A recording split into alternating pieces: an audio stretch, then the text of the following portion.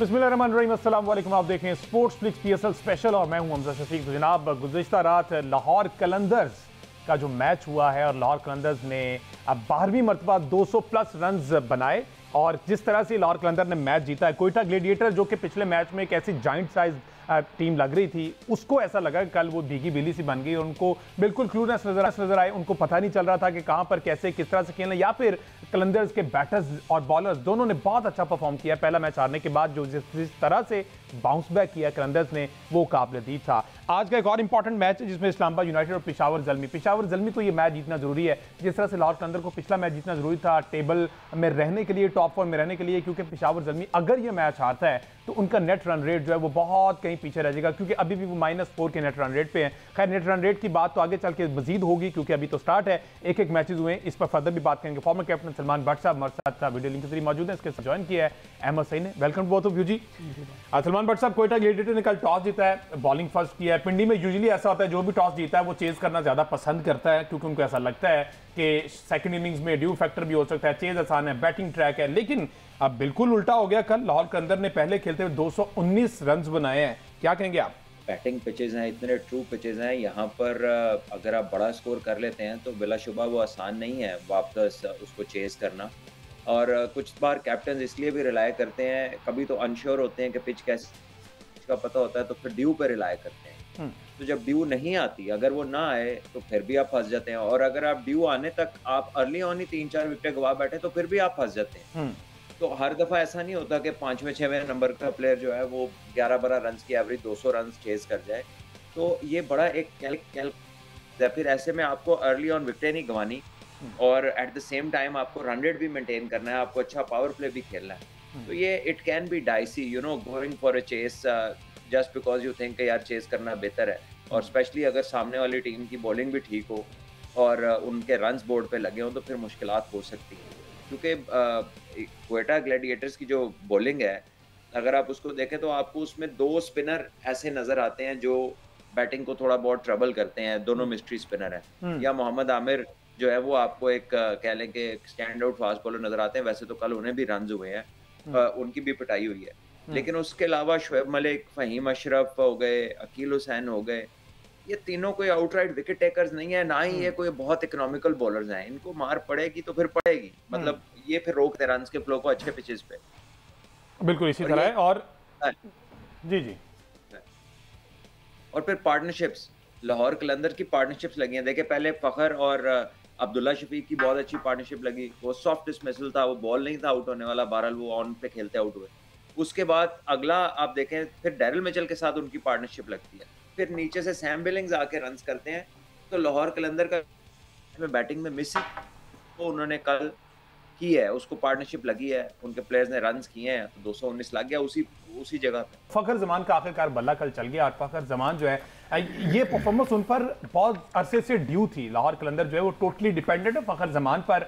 Opening slot की अगर बात की जाए तो कल उन्होंने 67 रन की शानदार इनिंग्स खेली ऑन जस्ट 39 बॉल्स, 3 शानदार छक्के हैं, 7 चौके हैं, और फखर ने कल टाइम लिया है। फखर ने देखा है, प्रॉपर रीड करके समझ कर जिस तरह के शॉट्स खेले हैं। अब मेरे ख्याल फखर की यही वो फॉर्म है जिसका इंतजार कर रहे थे सलमान भाई, तमाम लाहौरिये भी और उनकी मैनेजमेंट भी। लाहौर कलंदर्स ने जब बड़ा स्कोर करना है या बड़ा टोटल सेट करना है तो मोर ऑफन दैन नॉट यही वो एक ऐसा प्लेयर है जो जब लंबा खेलता है तो फिर लाहौर कलंदर बड़ा स्कोर करती है। इसके इर्द गिर्द बाकी प्लेयर्स खेलते हैं, क्योंकि ये ऐसा एक्सप्लोसिव प्लेयर है कि इसकी पेस किसी मखसूस टाइम पे नहीं, ये फिर थ्रू आउट एक ही पेस के साथ खेलता रहता है। सो आई गेस के उसकी कल इनिंग बड़ी वैल्यूबल थी। साथ अब्दुल्ला शफीक बहुत अच्छा खेल रहे हैं, अब्दुल्ला शफीक सबसे अच्छा खेल रहे हैं इनकी टीम में। वो ऐसा लगता है कि एक बैट्समैन पूरा प्योर क्रिकेटिंग शॉट्स खेल रहा है। जब वो खेल रहे होते हैं तो बड़ी एश्योरेंस लगती है शॉट्स के अंदर। इसी तरह डैरिल मिचेल है, वो एक पूरा सीजन प्लेयर है, वो आते हैं, वो लगता नहीं है कि वो भी उन्हें भी कुछ एक्स्ट्रा करना पड़ रहा है, वो तेज खेलना पड़ा है, वो नॉर्मली खेलते हैं तो जबरदस्त बारी होती है। इसी तरह आगे फिर सैम बिलिंग ने आखिर में काम किया, कोयटा ने कोई इतनी अच्छी बॉलिंग नहीं की। तो आई थिंक फखर का जो है ना, फखर को आउट करना बहुत जरूरी है जल्दी। अगर किसी भी टीम ने लाहौर को थोड़ा सा पुल बैक करना है और उनको डेंट डालना है ना, तो फखर की विकेट बड़ी वैल्यूबल। अच्छा, वैसे सब कुछ हमने कल देखे हैं कि रिकॉर्ड भी, अगर फास्टेस्ट 50 की बात की जाए लाहौर कलंदर की, तो सैम बिलिंग्स ने खेली है और ये कल अच्छा खासा एक मेमोरेबल मैच रहा है लाहौर कलंदर्स के लिए।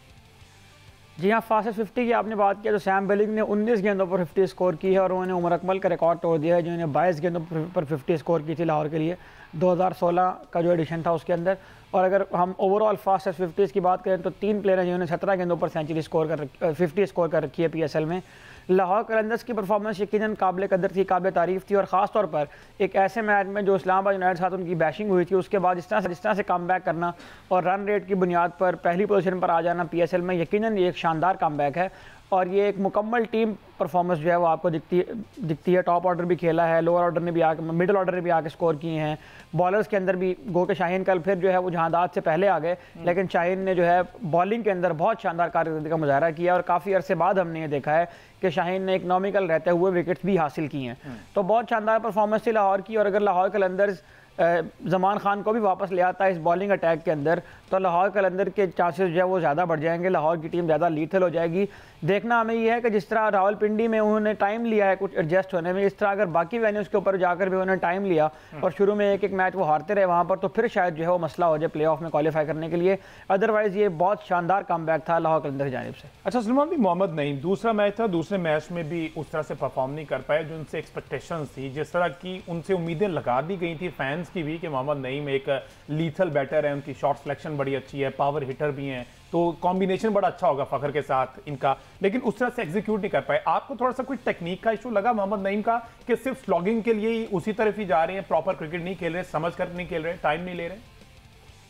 देखिए टैलेंट तो है उसमें, हिटें वगैरह अच्छी मारता है वो, लेकिन एट अ स्ट्रेच लंबी बारियां मैंने उसे कम ही लेते देखा है। अच्छा। तो अब आप उससे ये एक्सपेक्ट कर रहे हैं और लोग जिन्होंने उसका ना देखा है ना उसका कोई डोमेस्टिक का इतना करियर है, एकदम उससे इतनी बड़ी एक्सपेक्टेशन लगा रहे हैं। देखिए I think he will take time, हो सकता है कि वो अगले मैचेस में क्लिक कर जाए, लेकिन अमूमन ऐसा होता है कि इस तरह के प्लेयर जो इतने एक्सप्लोसिव होते हैं और अग्रेसिव माइंडसेट वाले होते हैं उनकी जो रेशियो होती है कंसिस्टेंसी की वो कोई बहुत ज्यादा नहीं होती। तो wait for an explosive innings, I think उसका रोल भी यही है टीम में। कोई उसे ये नहीं कहा गया कि तुम जाके आराम से अपनी बारी लो, बाकी हम देख लेंगे। मेरा ख्याल है उसको भी यही कहा गया कि जिस तरह कोई जाके इसके बाद वक्त नहीं है ना, तुमने भी ज्यादा वक्त नहीं लेना और जाके अपना खुला खेलना है, अपने आप को एक्सप्रेस करना है और पावर प्ले में ऑपोजिशन पे प्रेशर डालना है। तो मेरा ख्याल है इसमें कभी कभार ऐसा हो सकता है। रिमेंबर बहुत बहुत अच्छे प्लेयर्स को बहुत टाइम लगा है या टॉप लेवल के ऊपर आकर जरा जान पकड़ते हुए, तो उसके लिए पहला एक्सपोजर है, वो ज्यादा कोई डोमेस्टिक भी नहीं खेला हुआ, तो मेरे ख्याल उसको थोड़ा सा टाइम हमें देना पड़ेगा। और जहां तक ऐसा लगता है कि कम से कम 5 मैचेस लाहौर कलंदर की टीम कंसिस्टेंटली उन्हें खिलाएगी और वो अच्छा परफॉर्म करेंगे भी। अगर इसमें से अगर इनको निकालते हैं तो अब्दुल्ला शफीक ओपनिंग क्रेज पे फखर जमान के साथ होंगे, तो मिडल में आपको लगता है कि फिर आसिफ अली की जगह बन जाएगी और इसकी जरूरत है लाहौर कलंदर को? देखें मेरा ख्याल है कि नईम तो इमर्जिंग प्लेयर हैं, इमर्जिंग प्लेयर की जगह तो आसिफ अली नहीं है। आसिफ अली जो आएंगे वो किसी दूसरे प्लेयर की जगह आएंगे, इमर्जिंग की जगह किसी इमर्जिंग नहीं खेलना। अच्छा, कॉम्बिनेशन चेंज करके अगर इमर्जिंग एक खिलाना जरूरी है तो नीचे से मोमिन को खिलाकर क्या चेंज इस तरह से ला सकते हैं अगर एक बॉलर कम करना पड़ जाए?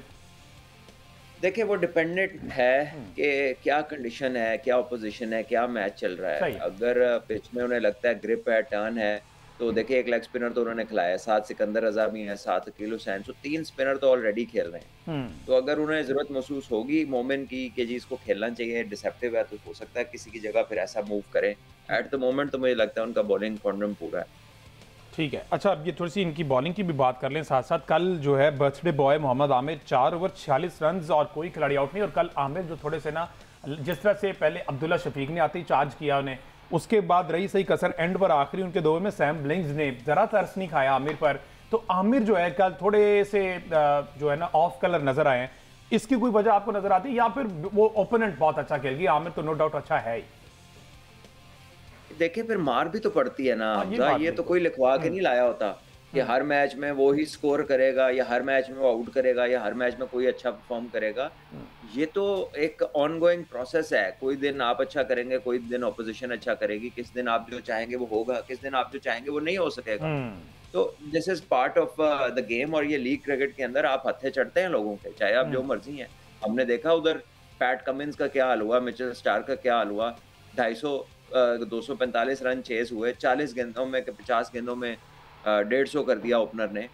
तो ये होता है, दुनिया के बड़े बड़े बॉलर हत्थे चढ़ते हैं अच्छी कंडीशंस में, तो ये कोई ऐसी बात नहीं है। हमारे कई ऐसे बॉलर हैं रेगुलर पाकिस्तान के लिए खेल रहे हैं और वो भी सम टाइम उनको भी समझ नहीं लग रही होती कि क्या हो रहा है, मतलब इतनी मार पड़ती है, हर जगह पड़ती है कि नहीं समझ आती समटाइम। तो एक जो मैच्योर बॉलर है उसका भी एक ऑफ डे आ सकता है, ऐसी कोई बात नहीं। जी अहमद।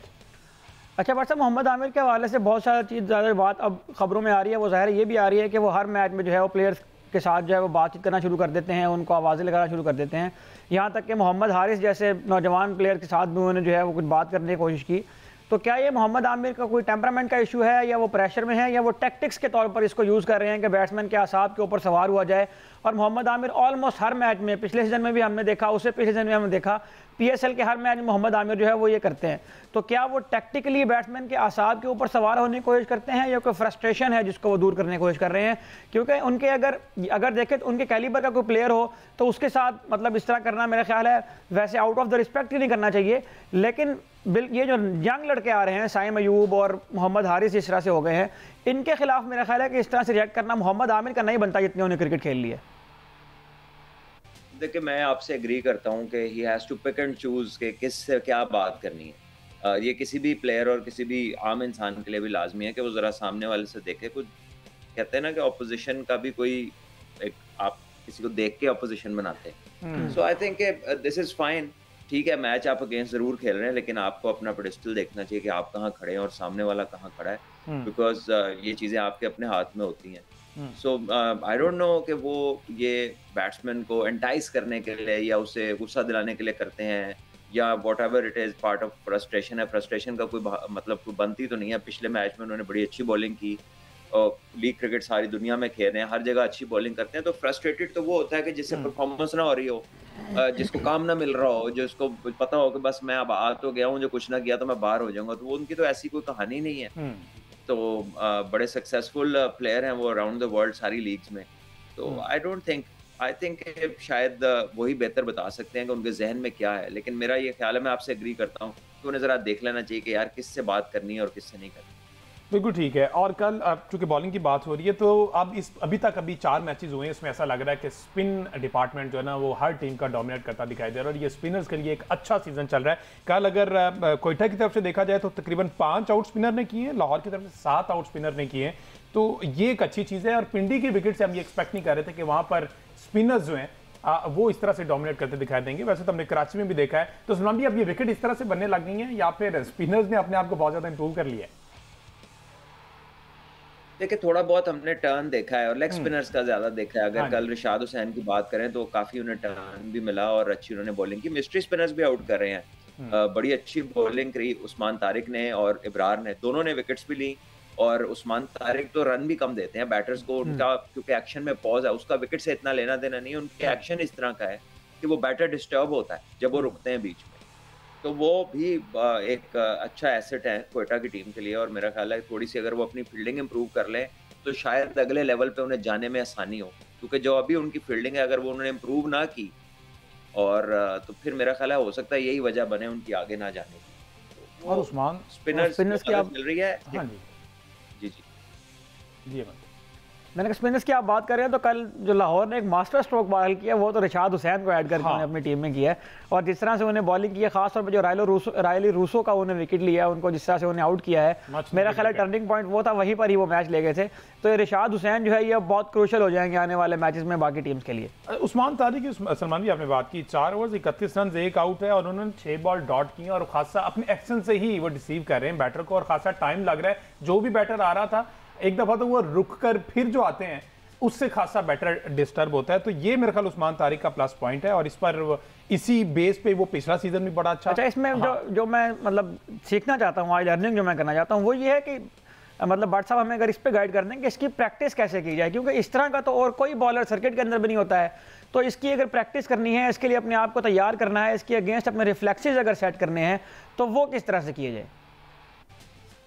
देखिए, बिल्कुल ये बैट्समैन को अपनी मूवमेंट को थोड़ा डिले करना पड़ेगा, क्योंकि वो एक्शन में रुक जाते हैं एट टाइम। नहीं रुकते, कई बार नहीं भी रुकते और ज्यादातर रुकते हैं। So batsman have to be clever. और इसकी आप ट्रेनिंग तो कर सकते हैं, किसी को कहीं आपको बॉलिंग एक्शन में पॉज दे के प्रैक्टिस करवाए, लेकिन मिस्ट्री भी हो और पॉज भी दे तो वो काफी कुछ कैलकुलेट करना पड़ता है। तो ऐसे बॉलर्स के लिए ड्यूरिंग द गेम अच्छा ये होता है कि आप एक जोन बना लें कि अगर इस जोन में हुआ तो बड़ी हिट मारनी है, अगर इस जोन से उसकी लेंथ आगे पीछे होती है तो कोशिश करनी है कि आप स्ट्राइक रोटेट कर लें, अननेसेसरी रिस्क लेके अपनी विकेट थ्रो ना करें, उसको 35 से 40 रन बना लें। 40 रन भी अगर आप उसको बना नहीं देते तो मेरा ख्याल है ये बहुत बड़ी अचीवमेंट है अगेंस्ट उस्मान तारिक। तो इस तरह करते करते आपको उनकी समझ भी बेहतर लग जाएगी। लेकिन अगर आप उनको बॉल 1 से मैच डालेंगे और कोशिश करेंगे कि नहीं मैं तो इसी को मारना है, तो फिर उसमें बड़े चांसेस हैं कि वो आपको ले जाएं। और जहां तक स्पिनर्स की बात है, सभी स्पिनर्स का अच्छा टाइम गुजरा। कल मेरा ख्याल 12 विकेट्स इस मैच में स्पिनर ने लिए, टोटल दोनों टीमों के मिला। हाँ जी, 12 विकेट, जैसे 5 कोयटा की तरफ से और 7 लाहौर की तरफ से। अच्छा अहमद सईद साहब, आपके कल फेवरेट प्लेयर राना साहब जो है ना, उनकी बड़ी पिटाई हुई है। 3 ओवर 49 रन और एक खिलाड़ी उन्होंने आउट किया। राना साहब जो है ना, वो मेरा ख्याल जल्दबाजी में थे, पता नहीं भूख लगी हुई सी आ रहे थे, बॉल कर रहे थे, छक्का लग रहा था, फिर जाते फिर बॉल करते। तो ये कल ज्यादती हुई है, क्या कहेंगे आप इस पे? देखिए, मैं सिर्फ इस पर ये कहना चाहूँगा कि राना साहब के साथ एक मेहरबानी ये फरमाएं कि जो शुएब मलिक साहब एक आधा ओवर करते हैं ना, वो भी राना साहब से ही करवा लिया करें, क्योंकि जितने रन शुएब मलिक साहब खा रहे हैं उतने तो राना साहब खाने की सलाहियत भी रखते हैं। लेकिन बहरहाल अगर देखें तो फ़हीम अशरफ ने पाकिस्तान के लिए भी अभी जो चंद मैचेस खेले उनमें वो ये उनका यही रिकॉर्ड बताता है कि वो मतलब उस सिचुएशन में आते हैं जहां पर आमतौर पर मैच खत्म हो चुका होता है, तो अपने पोटेंशियल को उस तरह से इस्तेमाल नहीं कर पाते। कल बैटिंग में भी हमने देखा कि अकील हुसैन उनसे पहले बैटिंग करने आ गए, जबकि उनको वहां पर रिस्पॉन्सिबिलिटी लेनी चाहिए थी। जितने अरसे से वो क्रिकेट खेल रहे हैं, 8-9 साल हो गए उन्हें क्रिकेट खेलते हुए, तो वहाँ पर आकर उन्हें रिस्पॉन्सिबिलिटी लेनी चाहिए थी और जिस तरह से टीम की ज़रूरत है उसके मुताबिक खेलना चाहिए था। तो मुझे नहीं मालूम कि वो खुद उस रिस्पॉन्सिबिलिटी को नहीं ले रहे हैं या टीम मैनेजमेंट जो है वो उनके ऊपर वो ट्रस्ट शो नहीं कर रही है। तो ये तो टीम मैनेजमेंट ही बहाल बता सकती है। लेकिन बहरहाल राना साहब के साथ ज्यादती ना किया करें, उनके 4 ओवर का कोटा पूरा किया करें। अच्छा, आपने शुएब मलिक की बात की, वैसे शुएब मलिक की कल की परफॉर्मेंस के बाद अब कोयटा को सोचना चाहिए कि आखिर हम क्यों किसी का हक मार रहे हैं। अगर बात की जाए ना पहले बॉलिंग की, तो 1 ओवर ही करवाया उनके हिस्से में आया। ये 1 ओवर 16 रन उनमें लगे, 2 सिंगलें, पिछले मैच में 1 ओवर 19 रन लगे, 2 चौके और 1 छक्का है, ठीक है। उसके बाद अब वो अगर बैटिंग पे है तो बड़ा उनको कहा जाता है। अब बैटिंग पे भी उन्होंने 15 गेंदों पे 14 रन बनाए और आप 220 रन जो है ना वो टारगेट अचीव करने जा रहे हैं। तो शुएब मलिक को भी एक दफा सोच लेना चाहिए, अपने तौर पर अपने लिए सोच लेना चाहिए कि वो यकीनी तौर पर किसी का हक मार रहे हैं, किसी यंग बैटर का। वो चलकर वो यंग बैटर या वो यंग ऑलराउंडर पाकिस्तान को सर्व कर सकता है। लेकिन शुएब मलिक जो है वो अभी भी कह रहे हैं कि मैं सुपर फिट हूँ। फिट होना इज समथिंग एल्स। लेकिन शुएब मलिक का एक इंटरव्यू आया था जो बहुत मशहूर हुआ था, इसमें उन्होंने कहा था कि मैं अभी भी फिट हूँ। ये 2021 की बात है कि मैं 2 रन लेता भी हूँ, मैं 2 रन सेव भी करता हूँ और मेरी जो फिटनेस है वो जो टीम में अभी लड़के खेल रहे हैं उनके मतलब जिस अहलियत के मुताबिक वो खेल रहे हैं। लेकिन अगर मैं आपके सामने नंबर रखूँ शुएब मलिक के, तो मतलब बतौर पाकिस्तानी क्रिकेट फैन मैं भी शुएब मलिक को बहुत ज़्यादा मतलब उनका फ़ैन हूँ, बहुत उनकी कदर करता हूँ पाकिस्तान क्रिकेट के लिए और जो सर्विसेज हैं उनकी। लेकिन मेरा ख्याल है कि हमारे जो लेजेंड्स क्रिकेटर्स हैं, जो हमारे तजर्बाकार क्रिकेटर्स हैं, सरफराज अहमद हैं, शुएब मलिक हैं, उनके रिस्पेक्ट का भी ये तकाजा है कि उनको खुद ये समझ लेना चाहिए कि हमें कब रिटायर हो जाना चाहिए या हमें कब क्रिकेट से बस करनी चाहिए। शुएब मलिक इस वक्त जो है वो डुअल रोल में है। एक तो वो मेंटोर बन जाते हैं जब नेशनल T20 होता है और सियालकोट स्टालियंस की टीम के साथ हैं, उसमें जो है वो प्लेयर भी थे। तो देखें, जब एक खिलाड़ी वहाँ पर आकर परफॉर्म ना कर पाए और फिर उसे डगआउट में जाकर दोबारा उन प्लेयर्स को नसीहत करनी पड़े जिनके साथ वो मेंटोर के तौर पर काम कर रहा है, तो ये एक बड़ी अजीब सी सूरत हाल होती है कि आप खुद तो 15 बॉलों पे 14 रन करके आ गए हैं और आप ड्रेसिंग रूम में आके बच्चों को बता रहे हैं कि जी इस तरह खेलें। शुएब मलिक के अगर मैं गुज़िश्ता चंद जो 10-12 मैचेस हैं T20 के, उनके सारे अगर मैं स्टैट्स आपके सामने रखूं तो उनमें कोई ऐसी इनिंग नहीं है कि जिसको याद रखा जाए। उन्हें कोई एक 50 रन भी उनमें नहीं बना रखे हैं, बल्कि मैं अगर आपके सामने उनके रन बता दूं तो उन्होंने ज़ाहिर है कि 22 रन बनाए, 27 रन बनाए, 43 उनका हाईएस्ट है। उसके अलावा हर इनिंग में उन्होंने 20 से कम रन बनाए हैं। पिछले सीजन में जो PSL की जानिब से वो कराची किंग्स की जानिब से वो खेले थे, उसमें भी उनका स्ट्राइक रेट 115 का रहा था और इस PSL के 2 मैच में भी उनका स्ट्राइक रेट जो है वो 93 का है। तो मैं बहुत दर्दमंदी के साथ बतौर क्रिकेट फैन शुएब मलिक साहब से भी ये रिक्वेस्ट करना चाहता हूं कि मतलब ये भी एक, जिस तरह से आपने पॉइंट रेज किया कि इसकी वजह से 2-3 यंग लड़के हैं जो है वो बाहर बैठे हुए हैं, हसीबुल्लाह हैं, ख्वाजा नाफे हैं, उनको मौका नहीं मिल रहा है। साथ ही साथ शुएब मलिक की जो अपनी लेगेसी है क्रिकेट में, उसके लिए भी जाहिर है कि एक बहुत बड़ा क्वेश्चन मार्क है कि जब आपको इतनी इज्जत अल्लाह ताला ने दे दी है, इतनी क्रिकेट आपने पाकिस्तान के लिए खेल ली है, तो उसको हाई नोट पर आपको एंड करना चाहिए और ये आपको खुद अंदाजा हो जाना चाहिए कि आपको कब क्रिकेट को खैर बात कहना चाहिए अच्छे अंदाज में। सलमान भाई, ये हाई नोट पे छोड़ना, रिटायरमेंट लेना, तो ये तो उनका अपना मसला ना। एक इस सारी इस कन्वर्सेशन में अहमद की एक बात ठीक है कि वो एज मेंटोर हैं, उन पर बात भी हो रही थी कि 55 लाख रुपए आप सैलरी ले रहे हो, ठीक है। अब फिर ये है कि वो 15 गेंदों पे 14 रन बनाते हैं, 1 ओवर में 19 रन भी खाते हैं, तो वो फिर किस तरह से उस यंग टैलेंट को सिखाएंगे कि आपने ऐसे नहीं ऐसे करना है।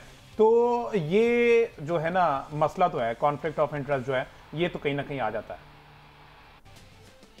देखिए जैसे अभी बात हो रही थी ना, अहमद ने बिल्कुल सही कहा कि ये फैसला इन्होंने खुद करना है and they must be able to realise, they must be able to, यानी ये इतना उन्हें शऊर अल्लाह ने दिया है, इस जगह इस मुकाम पर हैं वो कि सारे के सारे लोग उनकी इज्जत करते हैं और उनको as a very experienced and highly rated player वो देखते हैं, then he must be able to decide.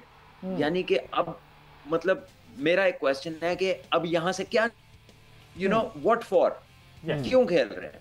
मतलब you can work on television, you're already working with the Pakistan Cricket Board, you can do multiple things, अल्लाह ने आपको इतना talent दिया है। So this is something सही कहा कि to not be able to do what you want others to do, ठीक है, तो फिर उस पे सवाल पूछना किसी को मुश्किल हो जाता है। नहीं, इसलिए नहीं कि आपकी एबिलिटी नहीं है, इसलिए कि आपकी शेल्फ लाइफ खत्म हो चुकी है। आपकी वो एबिलिटी जो आपके पीक मोमेंट्स में थी, जो आप यंगस्टर में देखना चाहते हैं, आज 42-3 प्लस की एज में वो नहीं है, रहती नहीं है, किसी भी इंसान की नहीं रहती। 43 इयर्स ओल्ड है वो। हाँ, तो आई गेस के he is the best person to think about it and then make a move. देखने वाले तो हर तरह की टोन में कहेंगे, हमारे तो सीनियर हैं, कप्तान भी रहे हुए, तो मेरा पर्सनल ओपिनियन ये है, वेरी रिस्पेक्टफुली, कि he should be able to make out, he should not have people telling him कि करना है। और knowing the fact that Ahmed Saeed और सलमान भाई कि अनफॉर्चुनेटली पीएसएल को बेस बनाकर इस परफॉर्मेंसेस की बेस पर आप पाकिस्तान में यहाँ से टैलेंट लेके जाते हो, तो ये है तो अनफॉर्चुनेट, लेकिन फिर अगर यहाँ पर भी आप उस टैलेंट को मौका नहीं दोगे और आप ही खेलोगे, अगर सफ़ी भाई ने भी कहा कि मौका मिला तो मैं भी खेलूंगा, जाहिर दिल नहीं करता, किसी का एक क्रिकेट से लगाव है, जुनून है, आपने खेला है, आपने सर्व किया, तो ठीक है, दिल नहीं भरता, लेकिन अब ये टाइम है, राइट टाइम है कि यंग टैलेंट को प्रमोट किया जाए। और आप लोगों ने ही ये लेगेसी को लेके आगे चलना है, आप लोगों ने सिखाना है, आप लोगों ने पाकिस्तान क्रिकेट की बेहतरी के लिए सर्व करना है, और आप इस तरह भी सर्व कर सकते हो। अच्छा देखिए, मैंने इससे पहले जो मोहम्मद आमिर की बात भी की थी, वो भी ज़ाहिर है इस सेंस में थी कि ये सारे बहुत बड़े नाम हैं जिन्होंने पाकिस्तान क्रिकेट सर्व किया। मोहम्मद आमिर ने 2017 की चैंपियंस ट्रॉफी का जो स्पेल करवाया था, मेरा ख्याल है कि उसके बाद पूरी कौम ने उन्हें सर आंखों पर बिठाया था, और अल्लाह ताला ने जितनी इज्जत दे दी है इन प्लेयर्स को, मेरा ख्याल है कि इन्हें ये खुद रियलाइज़ कर लेना चाहिए। हम बतौर क्रिकेट फ़ैन अगर इसको यहाँ बैठकर फील कर रहे हैं कि इन लोगों को अब अपनी जो दीगर सर्विसेज हैं वो फराहम करनी चाहिए, तो उनको खुद ये फील कर लेना चाहिए कि कब क्रिकेट छोड़नी है। ख्वाजा नाफे ने इतना अच्छा सीज़न खेला बीपीएल में भी, और नेशनल T20 में भी उनके कुछ इनिंग्स हैं जो, तो जिस वक्त एक प्लेयर की फॉर्म लगी हुई है उसको मौका देने के बजाय आप एक ऐसे वेटरन प्लेयर को मौका दे रहे हैं जिसको आप सिर्फ इस वजह से खिला रहे हैं कि उनका नाम आपकी टीम शीट के ऊपर लिखा हुआ है। अब शुएब मलिक को इस वजह से भी जाहिर है कि अगर वो कहते हैं कि मैंने खेलना है तो आप शुएब मलिक को ड्रॉप तो नहीं कर सकते जितना एक्सपीरियंस उनके पास है, लेकिन जाहिर है इसकी वजह से एक ऐसा क्रिकेटर जो फॉर्म में है, जिसकी फॉर्म लगी हुई है, उससे फ्रेंचाइज को भी फायदा हो सकता है और वो पाकिस्तानी क्रिकेट को भी फायदा दे सकता है, तो उस लड़के को मेरा ख्याल है कि चांस मिलना। अच्छा, मजे की बात है कि आप पहले मैच के बाद ना, जब पहला मैच जीत गए तो आमिर से सवाल हुआ, एक वो पॉडकास्ट टाइप बैठे हुए थे, वो कोयटा ग्लैडिएटर का आई गेस वो अपना सारा सेटअप है, अच्छा उसमें उनसे सवाल हुआ कि most underrated player in Quetta gladiator, तो उन्होंने कहा कि हसीबुल्लाह को है ना उस तरह से इंपॉर्टेंस नहीं दी जा रही, हसीबुल्लाह को खेलना चाहिए, हसीबुल्लाह में स्किल है, टैलेंट है, हसीबुल्लाह को पॉलिश किया जा सकता है। तो फिर शुएब मलिक को इसके बारे में भी सोचना चाहिए कि मैं फिर अगेन किसी का हक मार रहा हूं, ऑल्दो उनका ये फ्रेंचाइज की कॉल भी है ना, ये फ्रेंचाइज की अपनी कॉल भी है, फ्रेंचाइज को ही रियलाइज करना चाहिए, जो कोचिंग स्टाफ है, जो ओनर्स हैं, वो शुएब मलिक से रिक्वेस्ट कर सकते हैं। अगर शुएब मलिक खुद इस बात को फील नहीं कर रहे हैं तो ये फ्रेंचाइज की ही कॉल है आफ्टर ऑल, क्योंकि फ्रेंचाइज क्रिकेट में बहुत ज़्यादा इन्फ्लुएंस ज़ाहिर है उस तरह से तो नहीं ना सिलेक्शन कमेटी का होता या पीसीबी का होता, तो ये सारा कुछ करना तो फ्रेंचाइज ने खुद ही है, तो फ्रेंचाइज की अंडरस्टैंडिंग होगी तो ही शुएब मलिक खेल रहे हैं। ठीक है जी, ब्रेक लेते हैं, ब्रेक के बाद वापस आते हैं तो जरा लाहौर कलंदर की बॉलिंग की बात करते हैं, क्योंकि एक बाउंस बैक किया हुआ है, शाहीन अफरीदी की फॉर्म बहाल हुई है, कल उन्होंने 2 ओवर्स कराए, सिर्फ 6 रन दिए और 2 खिलाड़ी आउट किए, दीगर जिनके रिशाद हुसैन की हमने बात की, हारिस रऊफ ने कल अच्छे बॉल किए, इस पर बात करेंगे ब्रेक बाद से।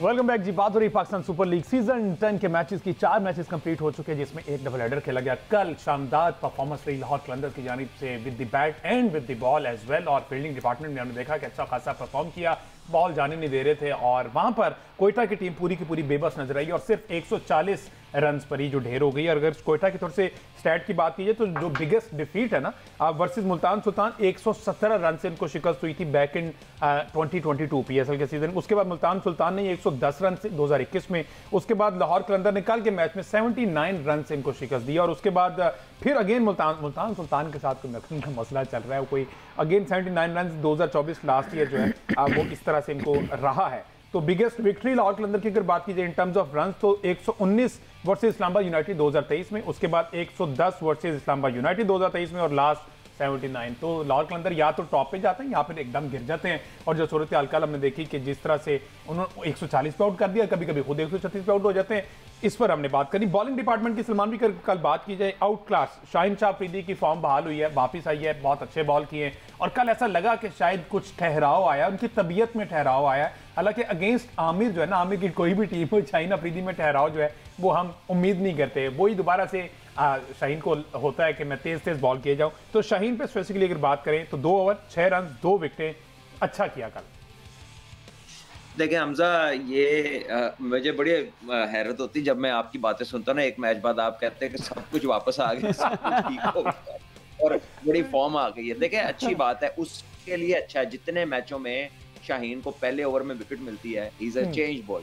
प्रॉब्लम तब आती है जब उसको विकेट नहीं मिलती और वो फिर उस हर बॉल पे विकेट लेने की कोशिश करता है, उसमें वो लूज करता है अपनी पेशेंस, वो लूज करता है अपनी लाइन और length, and he has a temperament as well. So ये वो रीजंस है, वरना उसमें टैलेंट में उसके किसी कमी कहीं से आपको नजर नहीं आती। हाँ। वो अल्लाह ने एक कह लेंगे फुल फ्लेज टैलेंटेड इंडिविजुअल पैदा किया है, जिसने बड़ी शानदार परफॉर्मेंस दी पाकिस्तान के लिए, पीएसएल के लिए, लाहौर कलंदर के लिए, हर जगह। लेकिन जब आप स्ट्रगलिंग पीरियड में होते हैं ना, तो फिर आपका लर्निंग पीरियड चल रहा है, फिर आपने सीखना है कि जनाब ये चीज मैंने इस पीरियड में कैसे काउंटर करनी है, फिर आप डेवलप होते हैं। जब कोई चीज टूटती है ना, तो जब दोबारा बनती है तो पहले से बेहतर बनती है, यही मैकेनिज्म है कुदरत। यहाँ पर उसको ये सीखना है।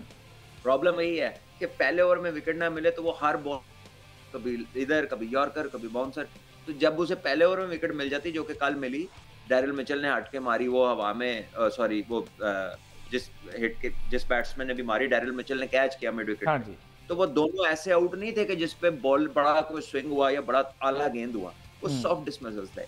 लेकिन अच्छी बात यह है कि उनको ये विकेट मिल गए, अल्लाह करे उनको अगले मैचों भी मिलते रहे, क्योंकि पाकिस्तान के लिए जरूरी है कि उनका कॉन्फिडेंस बहाल हो और वो थोड़ा सा सोचना शुरू करे, अपनी बॉलिंग को तहम्मुल से करे। बिल्कुल। और फिन एलन थे ना वो दूसरे बैटर जिनका कैच डैरिल मिचेल ने लिया, और फिन एलन खासे डेंजरस बैटर है। अच्छा, मजे की बात है कि बीइंग फैन, क्रिकेट फैन, यही तो फर्क है हमारे में और आप टेक्निकली बात करते हैं और सारी चीजें समझाने की कोशिश करते हैं। ये कल देखें ना, समीर राणा साहब ने भी कहा है और कहा कि जो हुआ है वो सिर्फ शाहीन अफरीदी कर सकता है। शाहीन अफरीदी की फॉर्म बहाल होने पर उन्हें बहुत बहुत मुबारकबाद। तो ये उनके अल्फाज थे, वो भी बीइंग क्रिकेट फैन इस तरह की बातें करते हैं, हम भी फैन बात करते हैं, तो असल बात तो फिर आप कर सकते हैं ना। उनके लिए भी खुशी का मुकाम है ना, क्योंकि शाहीन शुरू से उनके पास खेल रहा है, और जब शाहीन अच्छा खेलता है तो कलंदर्स की टीम लिफ्ट होती है, तो वो as a team director, as a team owner, I think he should be happy and he was very happy. अच्छा, सिर्फ शाहीन से अभी भी फैंस को यही गिला है कि बैटिंग ऑर्डर वो बड़ी जल्दी तब्दील कर लेते हैं। अगर उनसे बेहतर, कल पहले मैच में भी नहीं चल पाए, फिर आ गए, अब कल वाले मैच में फिर आगे 5 गेंदों पर 3 रन उन्होंने बनाया। तो इस बारे में भी शाहीन को ना तहम्मुल से सही सब सोचना चाहिए। वैसे मेरा ख्याल है शाहीन अफरीदी को तहम्मुल से काफ़ी सारे काम करने चाहिए। अच्छा। तो शाहीन अफरीदी अगर अपनी तबीयत में तहम्मुल पैदा कर ले, अपनी तबीयत में ठहराव पैदा कर लें, और जो अल्लाह ताला ने उनको दिमागी सलाहियतें दी हैं उनसे भी वो उस तरह ही फ़ायदा उठाना शुरू करते हैं जिस तरह अपनी जिस्मानी सलाहियतों से उठाते हैं। तो मेरा ख्याल है कि शाहीन एक मुकम्मल पैकेज, जिस तरह से भट्ट साहब ने कहा है, शाहीन अफरीदी ने कल 20वीं मरतबा पीएसएल में पहले विकेट में जो है वो विकेट हासिल की है, और ये पीएसएल का रिकॉर्ड है। दूसरे नंबर पर जो है वो हसन अली है, जो 12 मरतबा ये किया, तो गैप भी काफ़ी ज़्यादा है। तो शाहीन इस बात का इत्मीनान रखें कि रिकॉर्ड बुक्स में उनका नाम काफ़ी देर तक लिखा रहेगा। लेकिन सिर्फ रिकॉर्ड बुक्स में नाम लिखवाना एक प्लेयर की लेगेसी नहीं होता। प्लेयर उस वक्त बड़ा प्लेयर बनता है जब वो ट्रॉफीज जीत के लाता है, जब वो विनर बनता है। और यही वाली जो फॉर्म है वो शाहीन अफरीदी को अब रेप्लिकेट करनी है इंटरनेशनल क्रिकेट में पाकिस्तान के लिए, और उसके लिए यकीनन जिस एट्रीब्यूट का आपने तज़किरा किया है कि उनको तहम्मुल का मुज़ाहरा जो है वो ज़रूर करना चाहिए, सब्र का मुज़ाहरा करना चाहिए। अच्छा सलमान भी, जहादाद खान को ये दूसरा मैच दिया, जहादाद खान अच्छे बॉलर, अगर कंपेयर किया जाए वैसे इससे हट के कंपैरेटिवली जमान खान इस स्लॉट में बेहतर फिट होते हैं इस प्लेइंग 11 में, या जहादाद के साथ इनको जाना चाहिए और कंपैरेटिवली उससे बेहतर है? देखिए, जहादाद के साथ जाने की जो वजह है ना इनकी, वो बेसिकली है कि वो थोड़ी बहुत बैटिंग कर लेता है, वो 2-4 हिटें मारने की कैपेबिलिटी रखता है, लेकिन अभी तो ना उससे हिट लग रही है ना बॉलिंग हो रही है। और ज़मान खान जो है ना वो डेथ बॉलिंग बहुत अच्छी करते हैं, हाँ जी, उन्होंने लाहौर कलंदर को प्रेशर वाले मैचेस जितवाए हुए हैं। बिल्कुल सो ऐसे ही है। If I was the person thinking about it, तो मेरे लिए बड़ा मुश्किल होता कि मैं इसको ज़मान खान को बाहर बिठाऊँ। But at the end of the day देखना होता है टीम कंपोज़िशन पे, कप्तान के चीज़ दिमाग में बहुत सारी बातें चल रही होती हैं, अपनी टीम को लेकर, ऑपोज़िशन को देखकर। तो हो सकता है उनके ज़हन में कोई ऐसी बात हो जिससे उन्हें लगता हो कि अभी जांदाद के साथ ही जाना है, लेकिन for me I think they should be playing Zaman Khan. अच्छा सलमान भाई, आसिफ हफीदी की बात करने से पहले मुझे ये बताइएगा कि आप कराची में आपने वहां का मैच देखा, पिंडी के मैच वैसे लाइव टेलीकास्ट में देखा है, दोनों की विकेट में फर्क है अगर स्पिनर के हवाले से देखा जाए कि आसिफ को इधर हेल्प मिल रही है अगर ये पिंडी से बाहर निकलते, क्योंकि till now he is doing माशाल्लाह बेस्ट। कल भी उन्होंने 2 ओवर करवाए, 20 रन हैं, 2 खिलाड़ी आउट किए हैं। अगर पिंडी से निकलते हैं तो आसिफ को आपको लगता है कि स्ट्रगल करेंगे या कंडीशन सेम ही लग रही है ऑलमोस्ट इस सीजन में अभी तक 4 मैचेस में? देखिए कराची में तो एक ही मैच हुआ है और कराची में जो पिच था वो पूरा ग्रीन पिच था। इस तरह का पिच तो पाकिस्तान में टेस्ट मैचों में भी नहीं देखने को मिलता। अच्छा। वो तो अच्छी खासी मूवमेंट थी, लेकिन कराची किंग्स के बॉलर्स ने तो बॉल ही वहां नहीं किए जहां उन्हें करने चाहिए थे। वो मेरा नहीं ख्याल 150-160 से ज्यादा रन उन्हें कराने चाहिए थे उस पिच पे। लेकिन बाद में जब सेकंड इनिंग आई तो ड्यू इतनी ज्यादा आ गई थी कि वो मूवमेंट बिल्कुल खत्म हो गई थी। तो सेकंड इनिंग्स में एक तो वो विंस बहुत अच्छा खेले, खुशदिल बहुत अच्छा खेले, फिर बॉल भी गीला था, बॉलर्स को भी मुश्किल हो थी। सो वो थे, लेकिन आसिफ अफरीदी ना एक बड़े तजर्बाकार बॉलर हैं और वो पूरे पक्के मैच्योर बॉलर हैं। हो सकता है किसी जगह उन्हें मार पड़ जाए, क्योंकि बचते लोग जब सारे मार नहीं आए हो तो फिर कभी तो लग ही जाती है। मुझे लगता है ज्यादा बार वो अच्छी बॉलिंग ही करेंगे, क्योंकि वो बिल्कुल एक्साइटेड नहीं लगते, वो बिल्कुल ऐसा नहीं लगता कि कोई बंदा ऐसी जगह आ गया जिधर उसको कोई आके उसने करके दिखाना है। वो पता है उसको क्या करना है। उसके चेहरे पे देखे वो बड़े इत्मीनान से, एक्सपीरियंस बॉलर वाली जो आउटलुक है ना उसकी, वो मुश्किल है कि उसको बहुत ज्यादा मार पड़े। कहीं 1-2 मैच में कोई हो सकता हो जाए पूरी लीग में, लेकिन वैसे मेरा ख्याल है ओवरऑल वो अच्छी बॉलिंग ही करने के चांसेस है उनके। बड़े पक्के और मिच्योर जो है ना, ठीक है, मैं पक्के उनके उम्र को लेके भी चला जाती बात है मजे हुए पक्के। देखिए जी, कोई ऐसा बंदा है दुनिया में जिसकी उम्र 15 साल हो, तजर्बा 30 साल का नहीं, हो? बिल्कुल नहीं है, बिल्कुल ऐसी बात नहीं ना हो ठीक है। हाँ जी, ये चीज हो ही नहीं सकती। ये एसोसिएट ही आपके वक्त गुजारने के साथ एक स्पेसिफिक फील्ड में।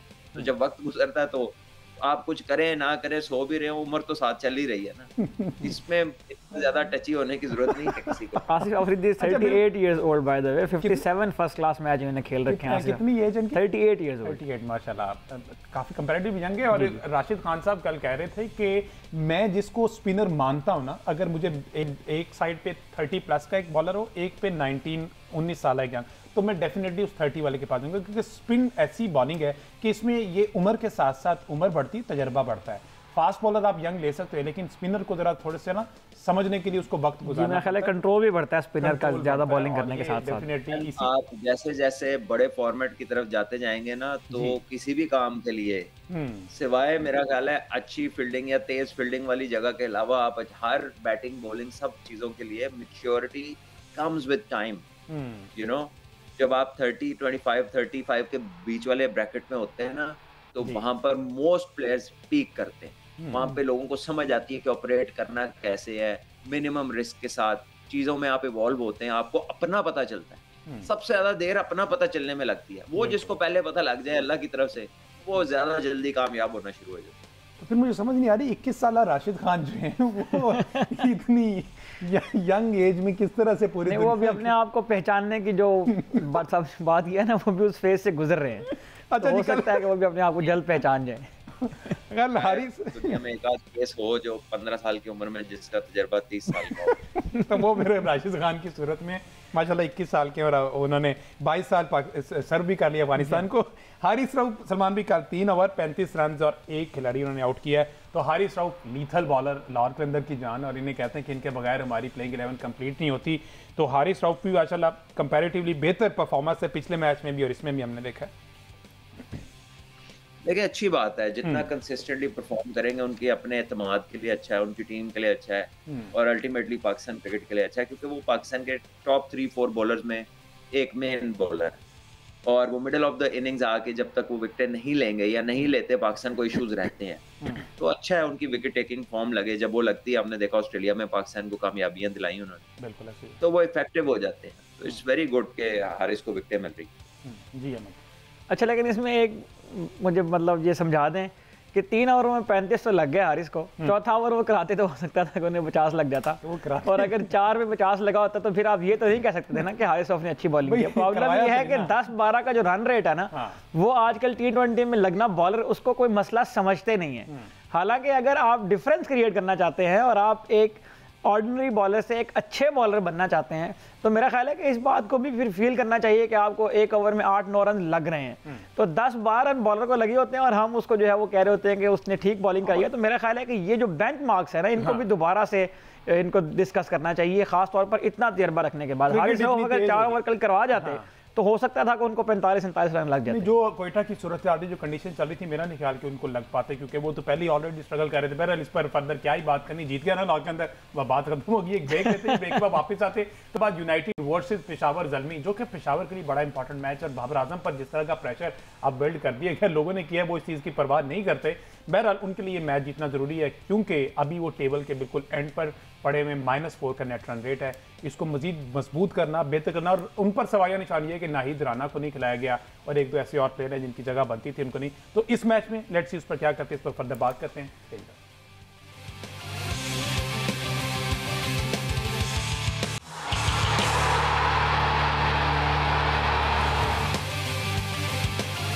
वेलकम बैक जी। बात हो रही पाकिस्तान सुपर लीग सीजन 10 की, और 5वां मैच आज इस्लामाबाद यूनाइटेड वर्सेस पेशावर ज़ल्मी, और ये जीत पेशावर के लिए इंतहाई जरूरी है। अगर थोड़े से ट्रैक रिकॉर्ड की बात की तो हेड टू हेड 25 मैचेस इन दोनों ने खेले, 12 इस्लामाबाद यूनाइटेड, 12 पेशावर ज़ल्मी, कांटे का मुकाबला, एक इनका मैच जो है वो ड्रॉ हुआ था। बैटिंग फर्स्ट की बात कीजिए तो पेशावर ज़ल्मी का पलड़ा भारी है, 7 मैचेस वो जीते, इस्लामाबाद यूनाइटेड उसमें 5 मैचेस, जबकि सेकंड बैटिंग में पेशावर ज़ल्मी ने 5 और इस्लामाबाद ने 7 मैचेस। तो ये दोनों चीजें आपस में चल रही। पेशावर ज़ल्मी का हाईएस्ट स्कोर है 232 और इस्लामाबाद यूनाइटेड का हाईएस्ट 247 है, और ये पिंडी का स्टेडियम है।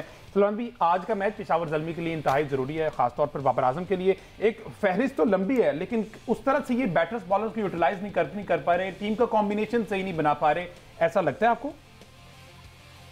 देखिए, अभी एक मैच हुआ है, उसमें इतना ज्यादा कह लें कि एक एक चीज की तार हिला के चेक कर लेना कि कितने मसला है, ये इतना नहीं पता चलता एक मैच से।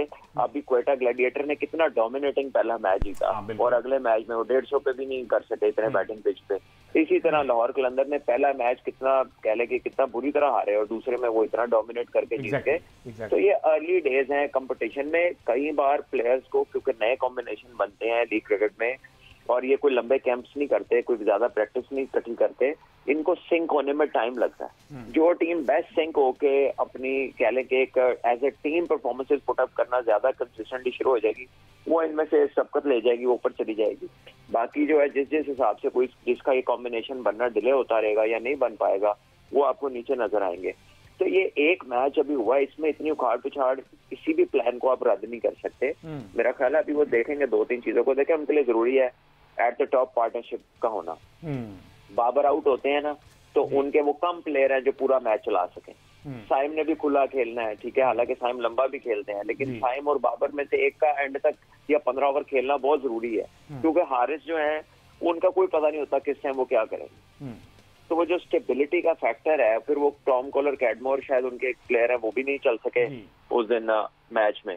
तो ये वो चीजें हैं जो इनको ज़ल्मी को देखनी पड़ेंगी, क्योंकि उनका बॉलिंग अटैक भी कह लीजिए कि हर तरफ से ही वो मैच में ना, उनको तो अगर वो एक मैच का सैंपल ले लें तो उनको तो लगेगा सब कुछ ही गलत हो गया है। तो मेरा ख्याल है they have to overlook that and try to do better in the next game. Then who are you looking for, team Peshawar और इस्लामाबाद फॉर टुडेज मैच? देखिए, लीग क्रिकेट है, कुछ भी हो सकता है। इस्लामाबाद ने पहला मैच बड़ा अच्छा खेला, वो एक वेल थॉट आउट प्लान के तहत खेलते हैं, अच्छे एग्जीक्यूशन करते हैं, और उनके जो ओवरसीज प्रो है वो उनकी लक अच्छी है, वो हमेशा अच्छा परफॉर्म करते हैं, ठीक है। पिक भी वो अपने उन फिर प्लेयरों को बार बार किए जाते हैं, they bring in good combination. So अभी on the face of it तो इस्लामाबाद को एक मोमेंटम और मेंटली वो बेहतर होंगे, लेकिन कोई पता नहीं होता, चेंज हो सकता है। बिल्कुल ठीक है, लेट्स सी इस पे क्या बनता है। अच्छा अहमद सही साहब, आपने भी ये बात की कि माशाल्लाह एक लंबी फहरिस्त है, बॉलर्स भी इनके पास पूरे हैं, बैटर्स भी हैं। मेरा ख्याल कुछ पार्ट अवेलेबल हैं जिसकी वजह से ना वो अभी कॉम्बिनेशन नहीं बन पा रहा। बट सबकी बात बिल्कुल ठीक है कि अभी तो सिर्फ एक मैच हुआ है, अभी वो चेंजिंग आएंगी, अभी मजीद इतने मैचेस खेलने हैं। तो अभी नजीब ज़दरान की आपने बात की है, जिस तरह से लुकवुड की बात की है, ये मेरा ख्याल ऐड होंगे। नहीं, ये लुकवुड और नजीब ज़दरान जो है ये स्क्वाड का हिस्सा बन चुके हैं, ये स्क्वाड के साथ हैं, ये प्रैक्टिस सेशन के अंदर भी हमें नजर आए हुए हैं।